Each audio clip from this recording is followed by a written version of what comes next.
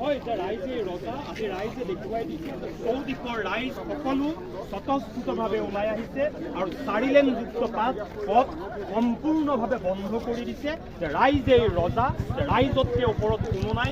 4 লেনযুক্ত পথ ৰাইজৰ কাৰণে বনোৱা হৈছে।